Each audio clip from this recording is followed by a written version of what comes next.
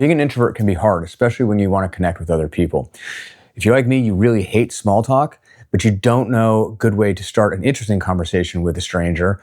And if you don't know how to start that conversation, you just don't do it at all. Or if you try, it comes off really awkward and stilted and doesn't go anywhere.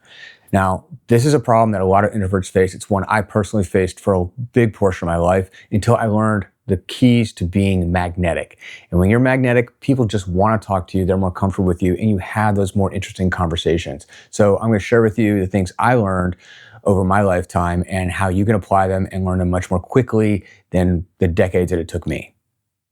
One of the greatest places in the world to people watch is from behind a bar. You get to see all kinds of people interacting in all kinds of different ways with all kinds of results. And I got to do this for more than a decade and a half. And one of the things I noticed is that some people, as soon as they walk into a room, just resonate this magnetic energy, and other people want to know them, they want to talk to them. And it's very easy for these people to start interesting conversations with people and have really good interactions.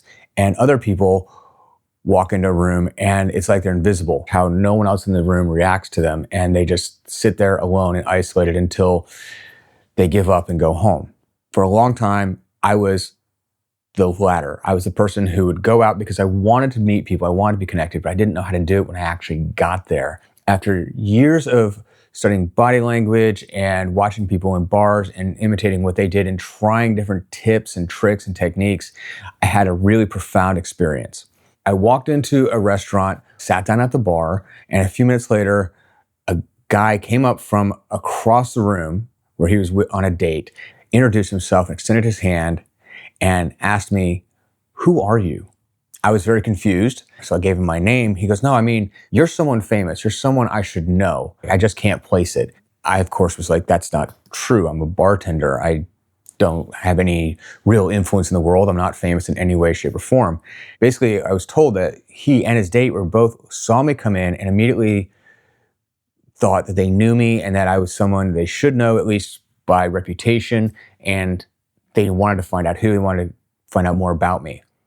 That's what it's like to be a magnetic person. But as introverts, we often feel exactly the opposite. We feel like we're invisible.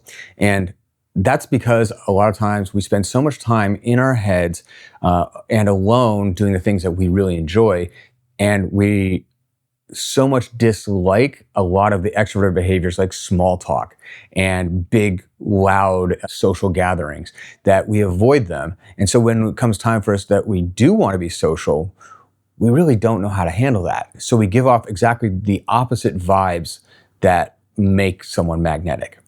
But these are actually really easy to understand and really easy to learn and master, and they can transform your life in a very short period of time. So I'm going to start with a key principle that you must understand about every interaction you have with another person. Once you begin applying that, everything else will fall into place. And the first two things that you got to learn, you can implement immediately, and they need to become a part of just the way you move through the world. When they become habitual and just your way of acting, that'll change everything. But at the end, there's one absolute game changer that will take a little bit more time to implement into how you move through the world. But once you do, everything's different. The first key principle to understand is that people respond more to the way you make them feel than anything you say or do. When somebody makes you laugh, you feel good. And when somebody makes you feel attractive, you feel good. That's why a lot of times people think that they need to be funny or they need to give compliments. But if they're forced and inauthentic and they're not really who you are, then that doesn't really work. The simple truth is that what most people want to feel from another person is that they matter, that they're valued, that they're seen as a person and someone of value in the world. It's that simple. And you can do that very, very quickly. Another key principle to understand is that people form their first impressions in the first 3 seconds of seeing another person. It's not the first 3 seconds when you interact with them, it's the first 3 seconds when they see you. Very often, they're seeing you before you're aware of them. So that's why it's so important to internalize these ideas and make them how you just move through the world, because you never know when another person is seeing you before you see them. They're making their judgments on you before you've even had a chance to decide how you want them to see you. Enter a room with these principles in mind and apply them immediately, not try to turn them on at a certain time when you decide, now I want to be extroverted. Focusing on the first 3 seconds, we're going to talk about how you enter a room. So when you enter a room, you want to have open body language and you want your head level. You do not want your head down. And even if if you got your phone out, you don't want to be looking down. That's closed off body language that says, I don't want to be approached. Or it could say, I'm nervous. And if one person's nervous, that makes other people feel nervous. That's a feeling they don't like. So they're going to stay away from it. The other way people mess this up is with their head high, their chin up, and it's very arrogant. I'm better than everybody. It's kind of an overstated form of self-confidence. True self-confidence doesn't need to announce itself. It doesn't need to say, look at me. Look around the room. Enter like you own the room. Imagine what it feels like to walk into your own house. You're very comfortable. You're confident. You're not avoiding anything. You're just someplace you belong. When you enter a new space, you want to enter with the same mindset. I belong here. I own this space. In fact, when I was bartending, it would be pretty funny because I'd regularly get asked if I was the owner. People assumed I owned the place just because of how comfortable I was in the space. It's something about the way I take up that space and own my own personal space says I'm very, very comfortable here, and people assume that kind of ownership. If you can assume that kind of ownership in any space you enter, you're automatically going to make people more interested in you, and you're going to feel more welcoming and inviting to them. At the same time, you're going to look around and observe the space. And when you see other people, you're going to make eye contact with them and maybe give them a little smile or a little nod, and then just move on. It's just, I see you as a human being, and I see you seeing me, and that's okay. That's it. It's all it is.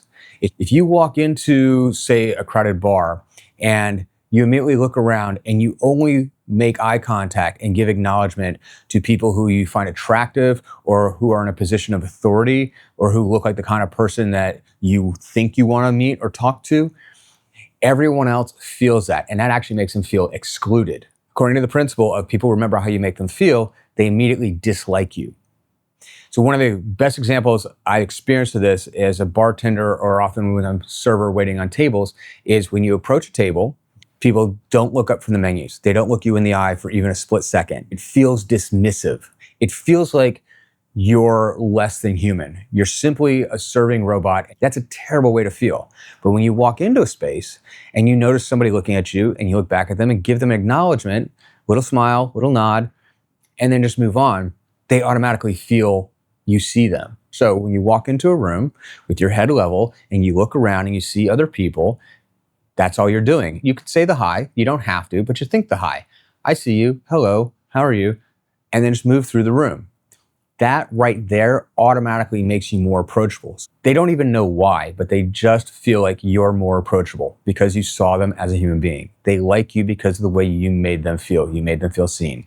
Now, the next thing to pay attention to is your body language. Introverts, we tend to be very closed body language, either because we're not comfortable or because we're actively avoiding wanting to be with other people, or because we're by ourselves and we just don't think about it that much. But open body language is, again, like I said, the head level. It's shoulders back and down, but relaxed. We're not doing this chest pumping thing. We're not doing the chin high.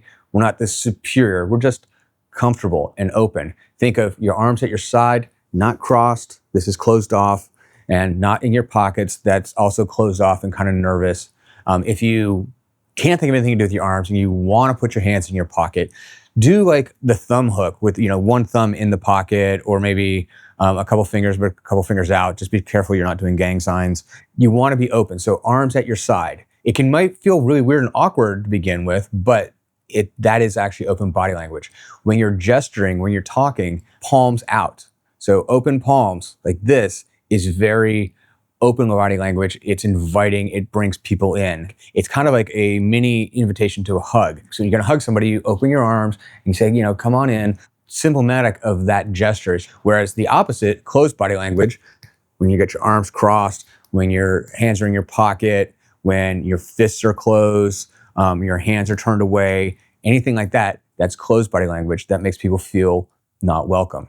Same thing when you're looking down, avoiding eye contact. You don't have to be actively seeking eye contact when your head is up, but avoiding it is very much don't talk to me. You don't necessarily want to stand like strict at ease like in the military. Generally speaking, you want to be upright, even weighted, and not leaning on things, not leaning against walls. Now, if you're sitting, we want to sit very much like I am now.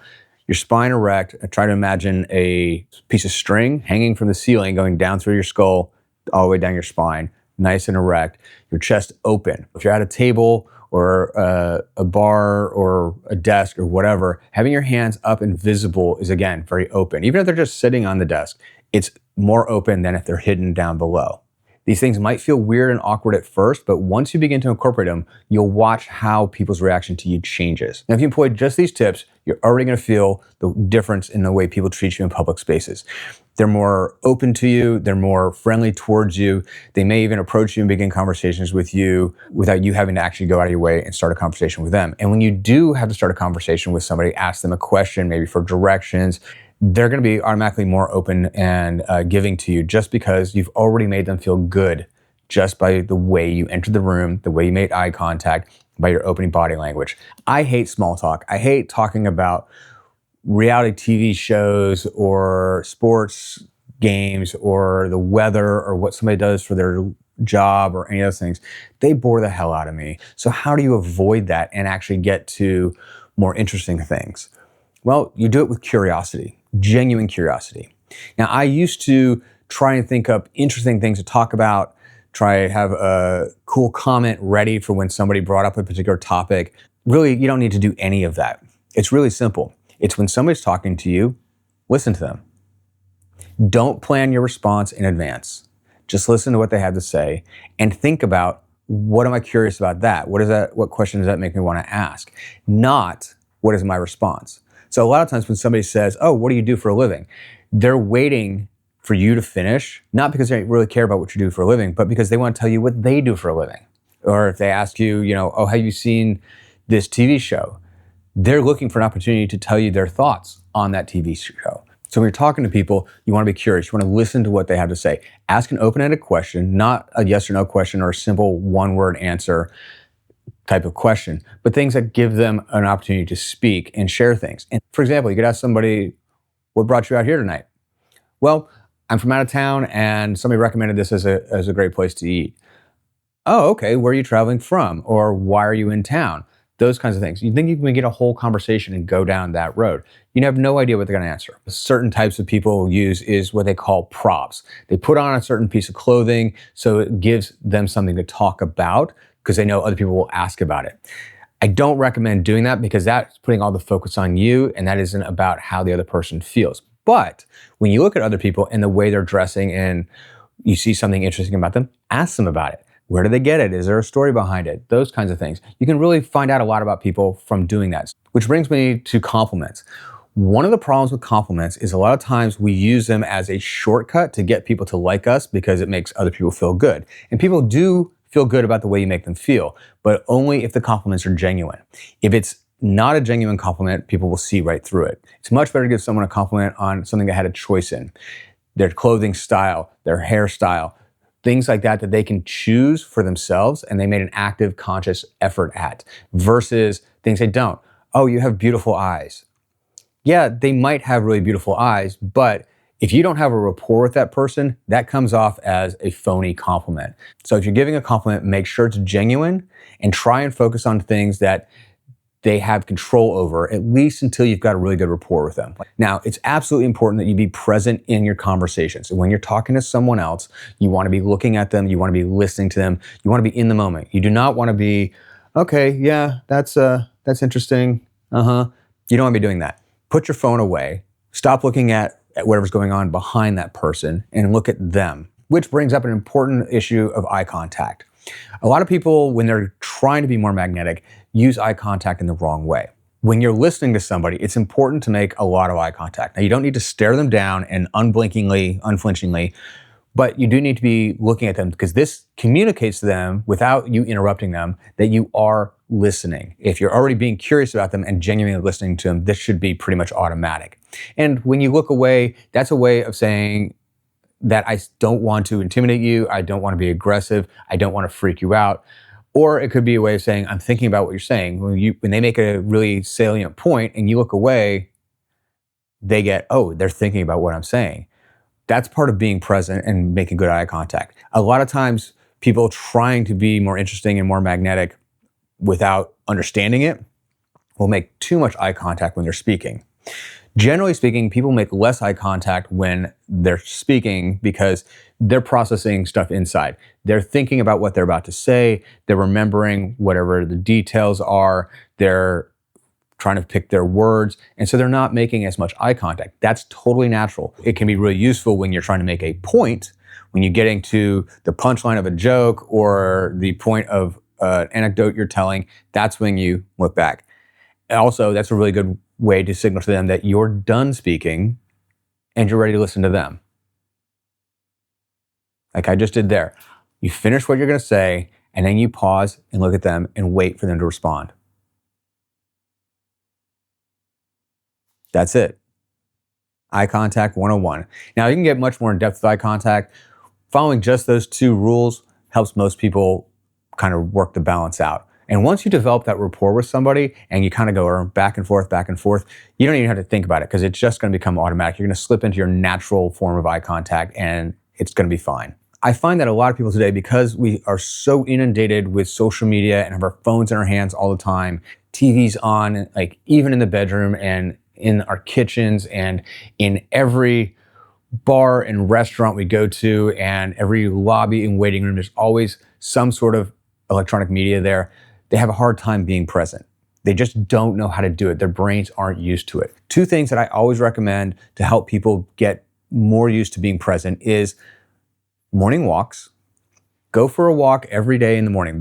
Being outside, being moving, being in the sunshine and natural light is really good for you in so many different ways. Without headphones, without your phone, without music or anything, just listening to the sounds around you, looking at the sights around you. Again, head level, look at the trees, look at the buildings. Practice that friendly eye contact with the people you meet on the street as you just walk by them. You don't have to have a conversation with them, just make that friendly eye contact. It's a great way to practice that. By being aware of your environment instead of blocking it out with all these other sensory things really helps you learn to be present. The granddaddy of being present is meditation. 15, 20 minutes a day of open awareness meditation where you simply sit and acknowledge the things that your senses are bringing in. Sounds you hear, sights you see, smells, the sensations you feel on your skin. Just notice all of those feelings, all those sensations you're taking in, and think about the emotions that they're causing you. Just notice those. That's being present. Just practice that on a regular basis and you'll get much better at it. And you can apply that when you're with your friends or meeting other people.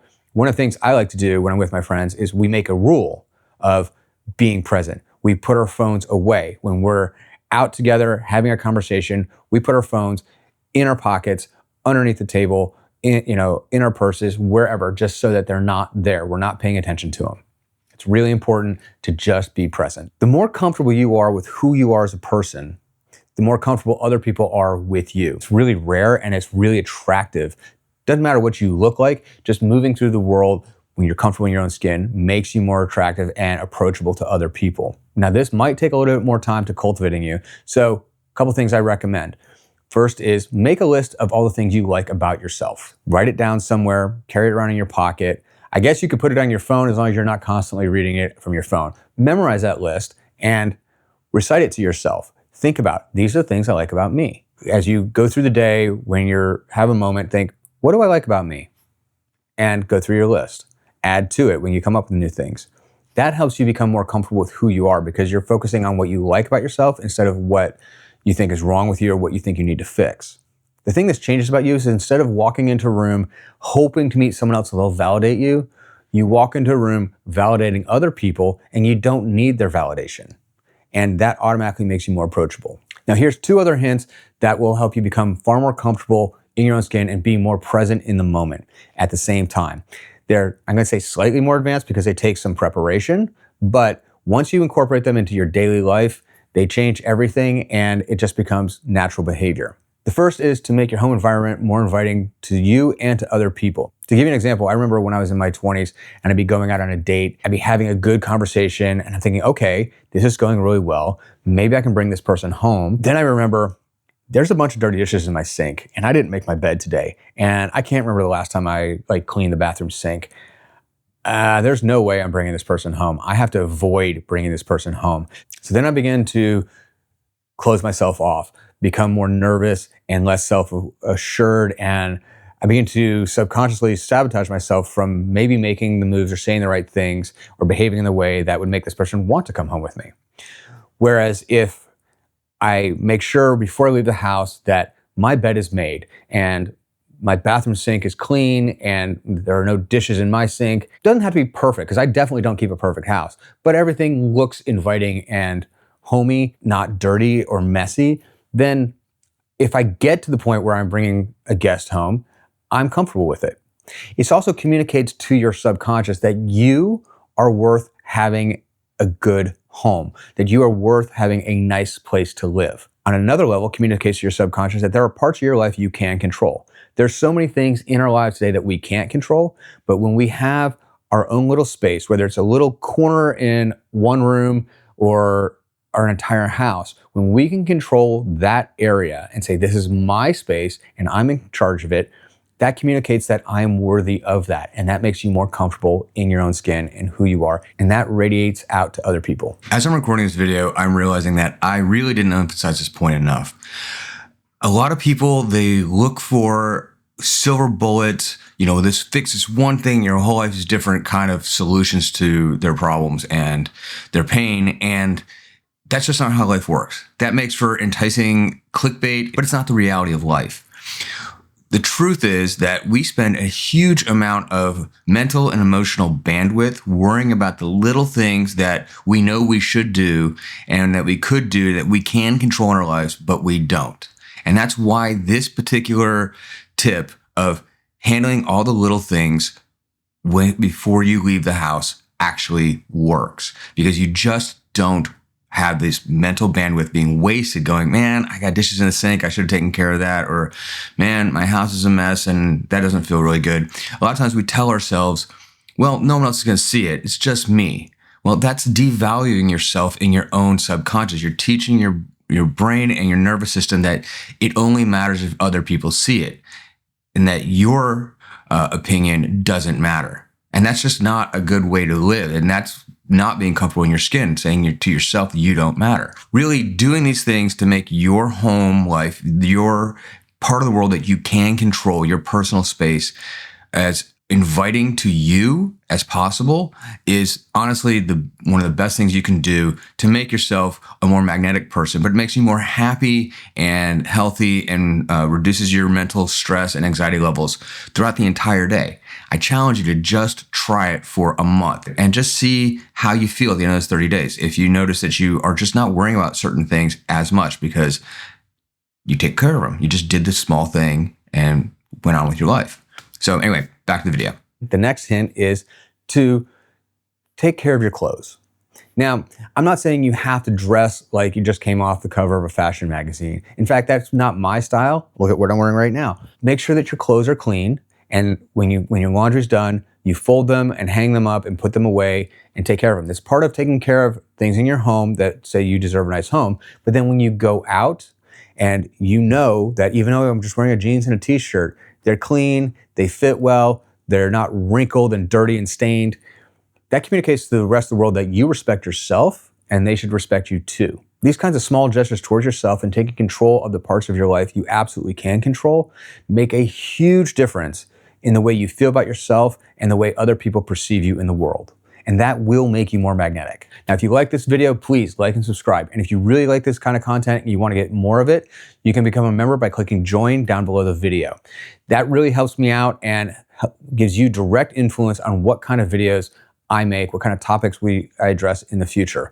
Also, top tier members get access to group coaching once a month live on Zoom. So that's a really great benefit. It's a way to get some real personal access to me and ask me direct questions, and I can give you personalized advice. And if you're really committed to making serious change in your life, there's a link down below for a free consultation with me to see if coaching is a good fit for you.